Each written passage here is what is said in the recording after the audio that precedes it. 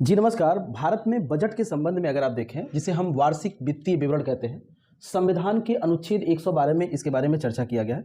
Budget Latin भाषा के बुल्गा शब्द से लिया गया है। बुल्गा का मतलब ये होता है कि चमड़े का थैला। बजट के संबंध में आप ऐसे समझिए कि जैसे जो एक वर्ष का टेन्योर होता है, यानी जिसको हम एक वित्तीय वर्ष कहते हैं, यानी फाइनेंशियल ईयर, उसका समय माना जाता है 1 अप्रैल से लेकर के 31 मार्च तक, पूरे साल को।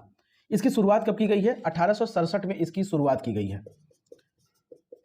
अच्छा, पहली बार भारत में बजट किसने प्रस्तुत किया था? जब ईस्ट इंडिया कंपनी का शासन था, तो उस समय जेम्स विल्सन ने 18 फरवरी 1860 को पहला बजट प्रस्तुत किया था। तो जो पहला बजट प्रस्तुत करने वाला व्यक्ति है, कौन है? James Wilson. इन्हें बजट का जनक कहा जाता है।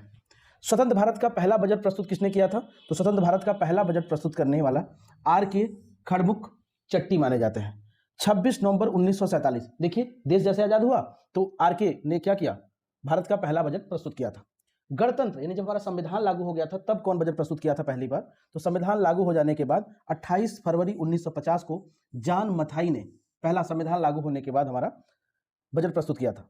वित्त मंत्री के साथ कोई व्यक्ति जो आरबीआई का गवर्नर भी रहा हो, यानी वित्त मंत्री भी रहा हो और आरबीआई का गवर्नर, तो वो कौन है? सीडी देशमुख, जो कि दोनों पद पर एक साथ रहे। 3 प्रधानमंत्री ऐसे रहे देश में जिन्होंने प्रधानमंत्री के साथ साथ एज अ कार्यवाहक वित्त मंत्री रहते हुए उन्होंने 3 बार, मतलब ऐसा हुआ है कि बजट प्रस्तुत करते हुए देखा गया। एक तो पंडित जवाहरलाल नेहरू, इंदिरा गांधी और राजीव गांधी। इंदिरा गांधी तो बतौर कार्यवाहक वित्त मंत्री के पद पर रही हैं और सन 1970 में पहली महिला वित्त मंत्री रही हैं जो प्रधानमंत्री होने के साथ साथ और महिला के तौर पर इन्होंने खुद बजट प्रस्तुत किया था। तो पहली महिला जो बजट प्रस्तुत किया कौन है? इंदिरा गांधी। सबसे अधिक बार बजट प्रस्तुत करने वाले व्यक्ति कौन है? मोरारजी देसाई। मोरारजी देसाई 10 बार बजट प्रस्तुत किया था इन्होंने। यहां तक कि 2 बार तो ये अपने जन्मदिन के उत्सव पर ही बजट प्रस्तुत किया मोरारजी ने।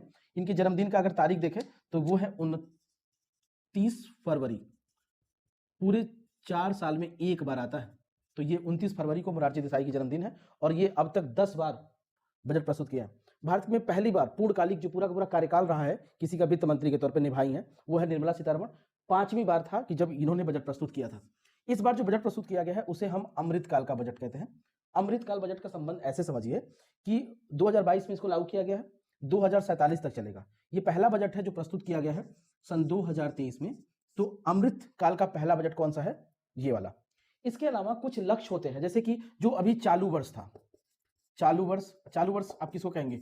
जो 2022 और 2023, इस समय जो हमें लक्ष्य प्राप्त हुआ है, जो विकास दर रही है, वो हमारा विकास दर कितना रहा है? 7%। हालांकि अब हमारा लक्ष्य क्या रखा गया है? लक्ष्य मतलब जो नेक्स्ट आने वाला वित्तीय ईयर है, यानी 2023 और 24 में हमारा लक्ष्य क्या रखा गया है? 6.5% आपका लक्ष्य रखा गया। ये कुछ महत्वपूर्ण पॉइंट है, इसको बिल्कुल ध्यान रखिएगा, स्क्रीनशॉट ले लीजिए।